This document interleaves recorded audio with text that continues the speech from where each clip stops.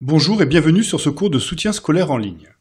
Aujourd'hui, nous allons parler des fonctions usuelles et plus particulièrement, nous allons travailler sur des méthodes qui vont te permettre de déterminer la fonction réciproque si elle existe de la fonction cosinus hyperbolique. Dans cette vidéo, les thèmes abordés seront les fonctions usuelles, les applications bijectives, l'ensemble de définitions d'une fonction, le domaine de dérivabilité d'une fonction, et enfin, nous traiterons sur la fonction réciproque du cosinus hyperbolique.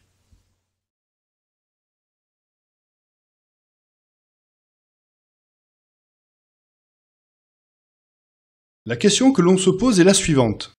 On considère la restriction à R+ de la fonction cosinus hyperbolique.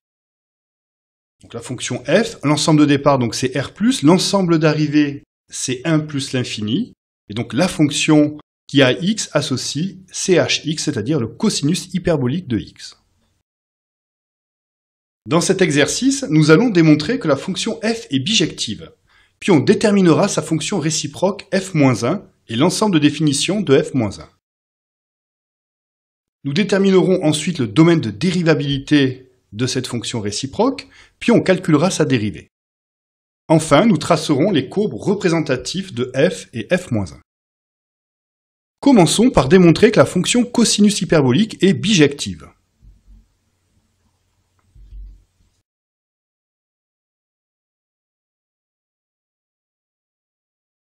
Première question, la restriction à R+, de la fonction hyperbolique qui a x associe chx est-elle bijective? Si oui, déterminez sa fonction réciproque f-1 et donnez son ensemble de définitions.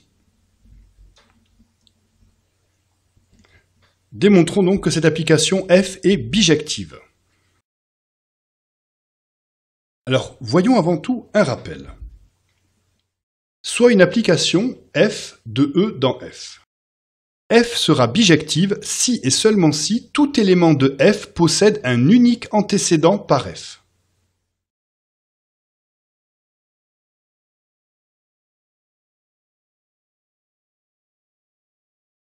Pour cela, résolvons l'équation f de x égale y et démontrons que, quel que soit y appartenant à 1 plus l'infini, l'équation f de x égale y admet une unique solution sur R+. Posons notre équation, quel que soit y appartenant à 1 plus l'infini, f de x est égal à y. C'est équivalent à dire, donc f de x ici c'est le cosinus hyperbolique, donc à chx égale y. Ensuite, par définition, le cosinus hyperbolique c'est égal à exponentielle x plus exponentielle moins x sur 2. On va ensuite réécrire cette expression, parce que l'idée ici, ça va être de faire apparaître une équation du second degré. On fait passer d'abord le 2 de l'autre côté, on obtient 2y, ensuite le 2y, on le regroupe avec les exponentielles, et ensuite, on va faire un changement de variable, mais avant de faire ce changement de variable, on va réécrire cette expression en mettant exponentielle moins x en facteur. Donc exponentielle moins x est mis en facteur. On a donc, il nous reste exponentielle donc 2x moins 2y exponentielle x plus 1. Pour vérifier que tu t'es pas trompé, tu peux redistribuer le exponentielle moins x et bien revérifier que tu obtiens l'expression de départ. Ensuite, on avait une équation produit, et donc dans cette équation produit, exponentielle moins x est toujours strictement positif. Par conséquent, cette équation sera égale à 0 si et seulement si exponentielle de x moins 2y exponentielle x plus 1 est égale à 0.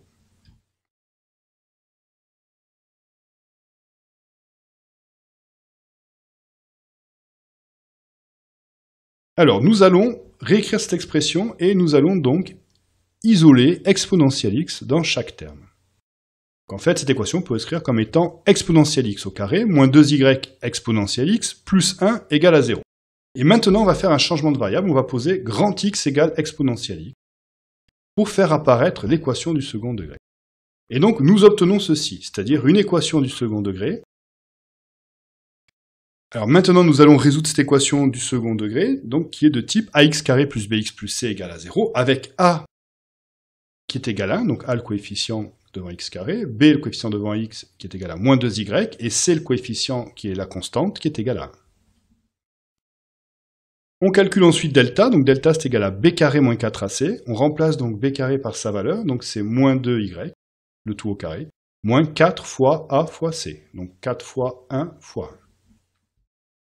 On simplifie le calcul, on obtient ceci. Et ensuite, on va discuter maintenant sur ce discriminant. Donc, on met 4 en facteur.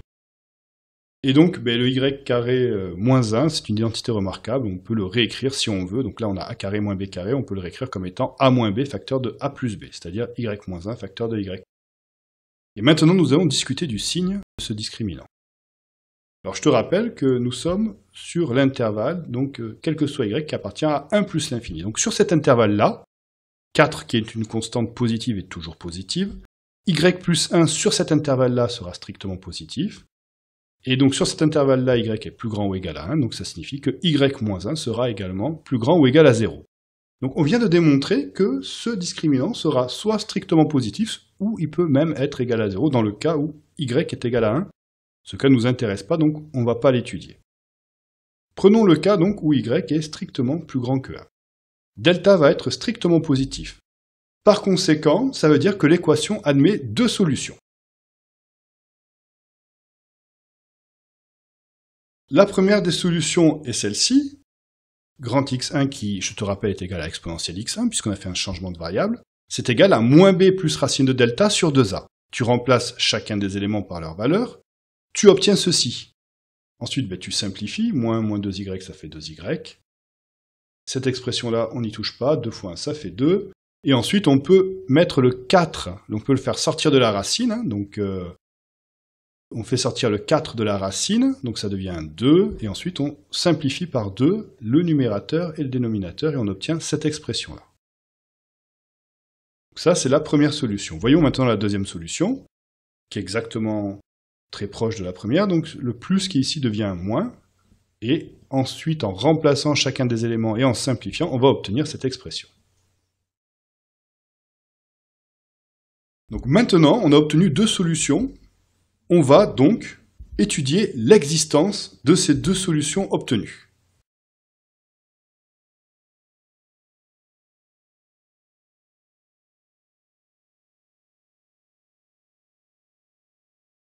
Étudions d'abord l'existence de l'expression exponentielle de x2 étant une des 2 solutions, donc celle qui était égale à y moins racine de y carré moins 1.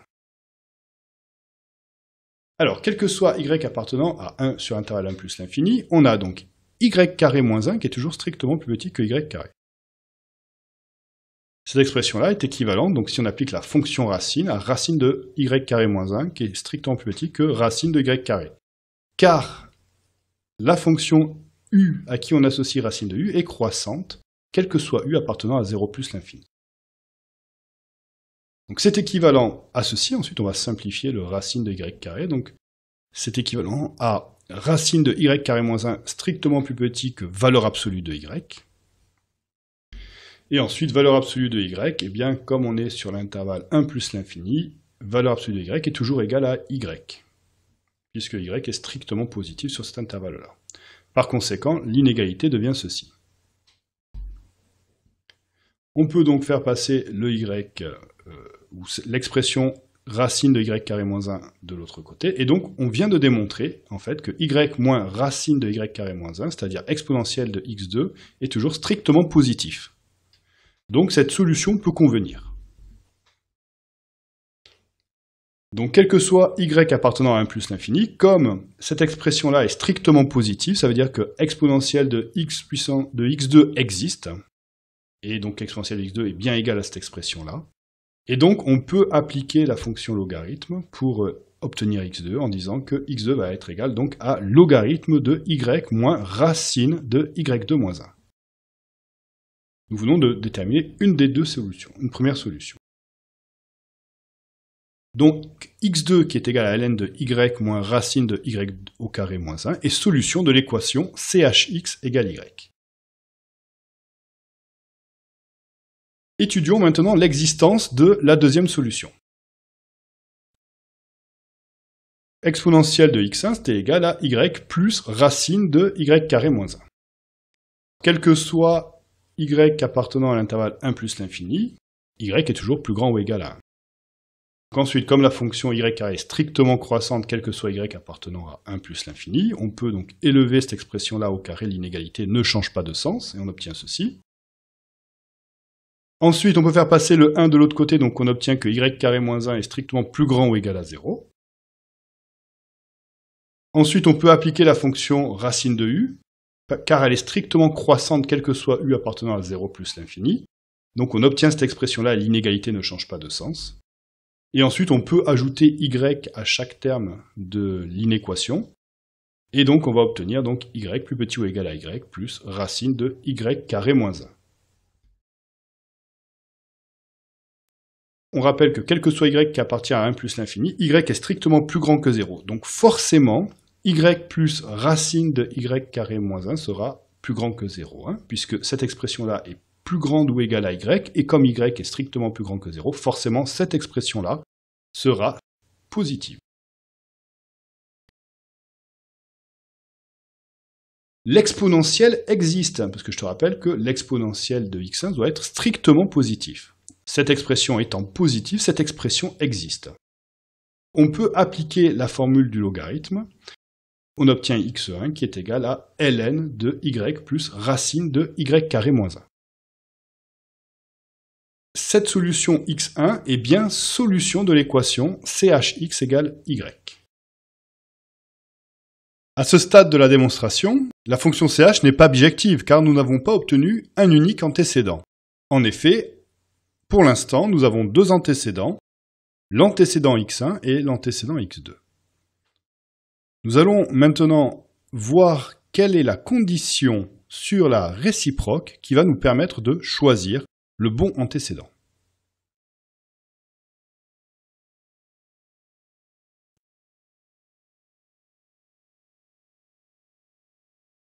D'après la représentation graphique de la restriction à R+ de la fonction du cosinus hyperbolique obtenue avec le logiciel GeoGebra, on obtient ce graphique.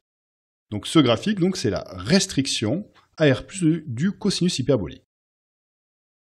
Qu'est-ce qu'on peut voir? On peut voir que la limite de y quand x tend vers plus l'infini, donc quand x tend vers plus l'infini, on voit très bien que y, c'est-à-dire chx, va tendre vers plus l'infini. Donc ça signifie que cette condition-là, on doit l'avoir également pour notre réciproque. Ça veut dire que la limite de x de y, donc x cette fois c'est la réciproque, la fonction réciproque, donc elle dépend bien de y, donc quand y tend vers plus l'infini, il faut que notre fonction réciproque tende également vers plus l'infini. Vérifions avec les deux solutions que nous avons obtenues laquelle satisfait bien par rapport à cette condition. Alors, pour la première solution, la solution x1 de y qu'on avait obtenue, on a bien donc que la limite de x1 de y quand y tend vers plus l'infini, donc c'est la limite de ln de y plus racine de y carré moins 1. Cette solution-là, on voit bien que cette fonction tend bien vers plus l'infini quand y tend vers plus l'infini. Pourquoi? Parce que y carré tend vers plus l'infini auquel on ajoute une constante, c'est plus l'infini, racine de plus l'infini, c'est plus l'infini, auquel on ajoute plus l'infini, ça reste plus l'infini. Et en effet, également, ln de plus l'infini nous donne plus l'infini. Donc nous pouvons voir à travers cette rapide démonstration que cette solution convient puisqu'on a bien la limite de x1 de y qui tend bien vers plus l'infini quand y tend vers plus l'infini. Voyons maintenant pour la deuxième solution.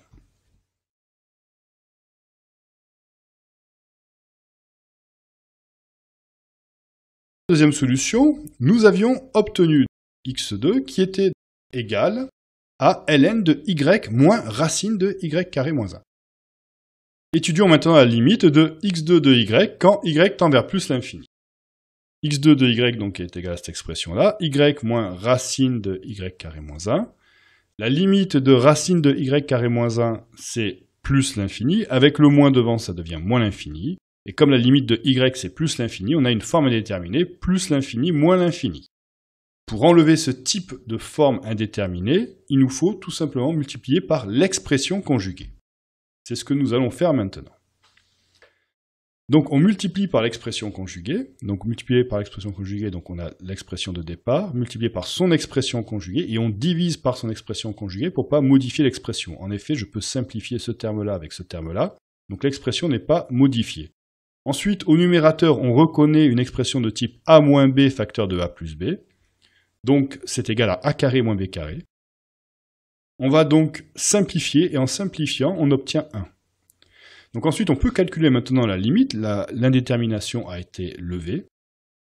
Le dénominateur tend vers plus l'infini. 1 sur plus l'infini, ici, c'est 0 plus. Et la limite de ln avec 0 plus, ça va être donc moins l'infini. Par conséquent, on vient de démontrer que la solution x2 ne convient pas. Pourquoi? Parce que quand y tend vers plus l'infini, x de y tend vers moins l'infini, ce qui n'est pas du tout en cohérence avec la représentation graphique de la fonction cosinus hyperbolique, du moins sa restriction sur 0 plus l'infini.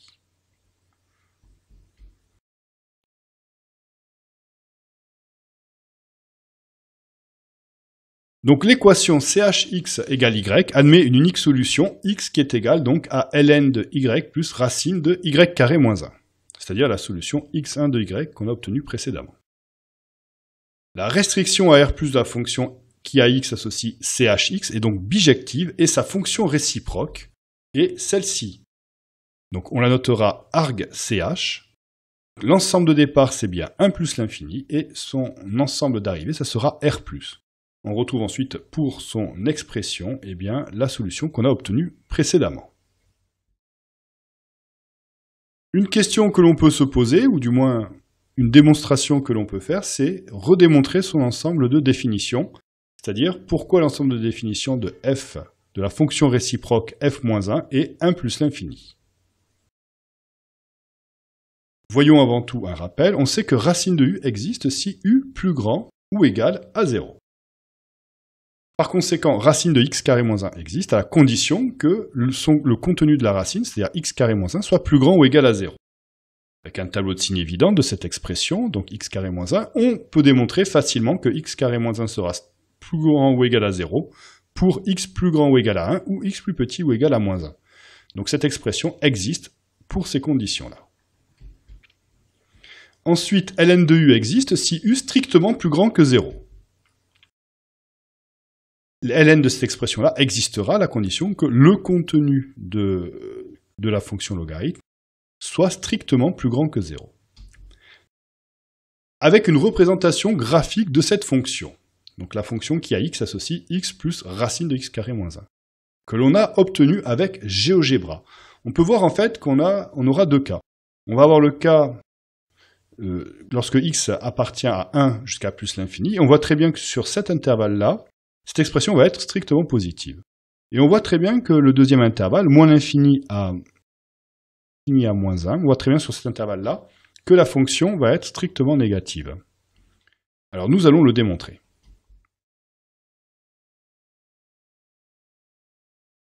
Pour quelle valeur de x, cette expression-là est strictement plus grande que 0? Étudions d'abord le premier intervalle. Quel que soit x appartenant donc à 1 plus l'infini, on sait que x plus grand ou égal à 1, c'est équivalent donc à x carré plus grand ou égal à 1 au carré. Pourquoi? Car la fonction qui a x associe x carré est croissante sur 1 plus l'infini. Ensuite, on fait passer le 1 de l'autre côté, on obtient x carré moins 1 plus grand ou égal à 0. Ensuite, on applique la fonction racine. L'inégalité ne change toujours pas de sens, car la fonction qui a u associe racine de u est croissante sur l'intervalle 1 plus infini. Donc, x carré moins 1 sous une racine sera plus petit ou égal à racine de 0 qui est égale à 0. On ajoute plus x à gauche et à droite de l'inéquation, donc le sens ne change toujours pas, et on obtient donc cette expression-là, donc x plus racine de x carré moins 1, donc l'expression dont on cherche à déterminer le signe, on sait qu'elle est plus grand ou égal à x. Comme x appartient, je rappelle, à 1 plus l'infini, eh bien x sera plus grand ou égal à 1, donc strictement plus grand que 0. Donc on vient de démontrer que cette expression-là est strictement plus grand que 0. On vient de démontrer que la fonction réciproque f-1 est définie sur l'intervalle 1 plus l'infini, puisque cette expression est strictement positive, donc ln de cette expression-là existe. Étudions maintenant l'intervalle 1 à moins l'infini. Donc, quel que soit x appartenant à moins l'infini moins 1, x carré moins 1 sera toujours plus petit ou égal à x carré. Si on applique la fonction racine, comme la fonction qui a u associée racine de u est croissante sur l'intervalle pour tout u qui appartient à 1 plus l'infini, l'inégalité ici ne va pas changer de sens lorsqu'on applique la racine. Ensuite, donc ça c'est équivalent à ceci. Donc racine de x carré c'est égal à valeur absolue de x. Et ensuite, on va discuter du signe de x. Donc là, comme on est sur l'intervalle où x donc, appartient à moins l'infini moins 1, donc pour x appartenant à moins l'infini moins 1, valeur absolue de x va être égale à moins x. Et ensuite, si on ajoute donc plus x à gauche et à droite de l'inéquation, on obtient cette expression-là. Moins x plus x ici, c'est égal à 0. Là, on a notre expression de départ. On vient de démontrer que l'expression, donc racine de x carré moins 1 plus x, est plus petit ou égal à 0. Le logarithme n'existera pas sur cet intervalle-là. Par conséquent, la fonction f-1 n'est pas définie sur moins l'infini moins 1. Nous venons de redémontrer que le domaine de définition de la réciproque sera 1 plus l'infini.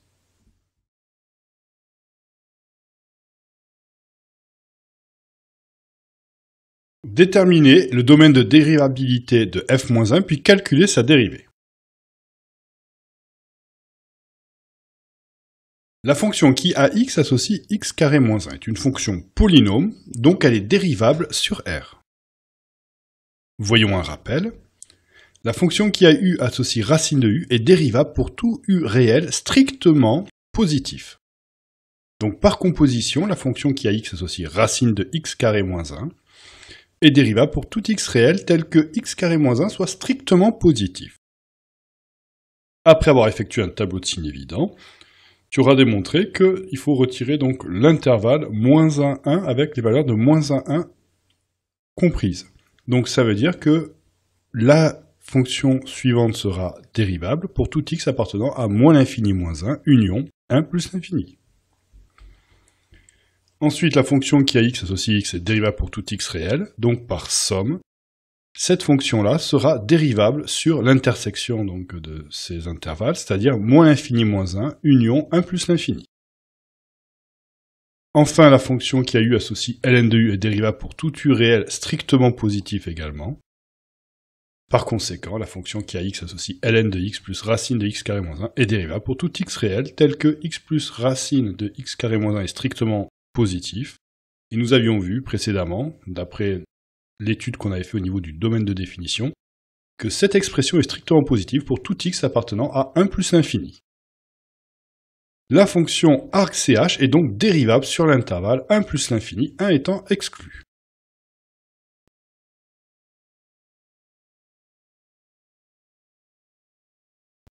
Déterminons maintenant la dérivée de la fonction arc-ch. Donc, quel que soit x appartenant à 1 plus l'infini, arc-ch de x, sa dérivée, c'est égal donc à dériver la fonction ln de x plus racine de x carré moins 1. Voyons un rappel. Donc, la dérivée de la fonction ln de u, c'est u' sur u. Donc, on va appliquer ceci. Donc, ici, u, c'est égal à x plus racine de x carré moins 1. Donc, on écrit u' sur u. Quand on retrouve u, et là, on a u'. Ensuite, maintenant, pour u', il va falloir dériver une somme. Donc, la dérivée d'une somme, c'est la somme des dérivées. Donc, la somme de la dérivée de x et la somme de la dérivée de racine de u. Or, la dérivée de racine de u, c'est u' sur 2 racines de u. On va calculer la dérivée au niveau du numérateur. Et on obtient ceci. Donc, la dérivée de x, c'est 1. La dérivée de racine de u, c'est u' sur 2 racines de u. Je répète, u' sur 2 racines de u. Donc si u est égal à x carré moins 1, u' sera égal à 2x. On obtient cette expression-là, on peut simplifier par 2, et ensuite on peut réduire ce numérateur, on peut le réduire au même dénominateur. On multiplie ici 1 par racine de x carré moins 1, et on écrit tout sous le même dénominateur, et on obtient cette expression-là. Ensuite, voyons un rappel au niveau des fractions. A que divise b, le tout que divise c, c'est égal à a sur b que divise c sur 1. Donc ça revient à multiplier la première fraction par l'inverse de la deuxième. Donc c'est égal à a sur b fois 1 sur c, c'est-à-dire a que divise b fois c. On peut réécrire cette expression-là en simplifiant et en utilisant cette écriture fractionnaire, et on obtient ceci. Là, on a presque fini, il nous suffit simplement de simplifier le numérateur ici avec le dénominateur ici, et il nous reste donc l'expression 1 que divise racine de x carré moins 1. Nous venons de déterminer donc la dérivée de la fonction arc-ch.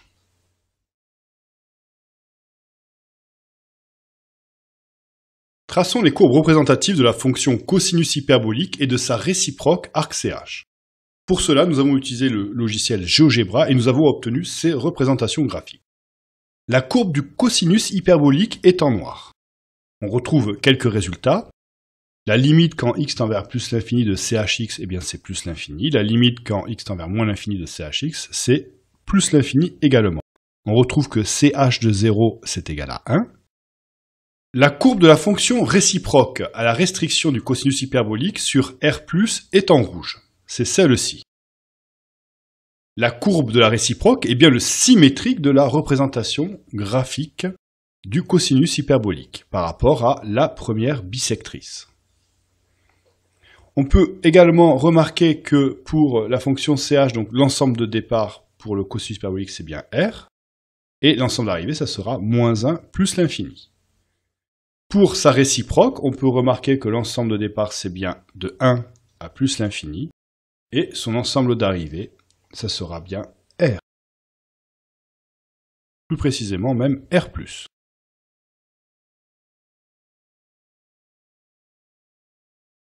Les professeurs d'avenircours.com espèrent que ce cours t'a aidé. N'hésite pas à laisser un commentaire sur notre chaîne YouTube. Nous te souhaitons une bonne préparation pour ta prochaine évaluation. Si tu as d'autres exercices que tu ne comprends pas, tu peux faire une demande d'adhésion à notre groupe Facebook sur www.facebook.com, groupe avec un S, soutien scolaire gratuit mathématiques, et demander de l'aide à l'un de nos professeurs en ligne. C'est un service entièrement gratuit. À très bientôt sur avenircours.com.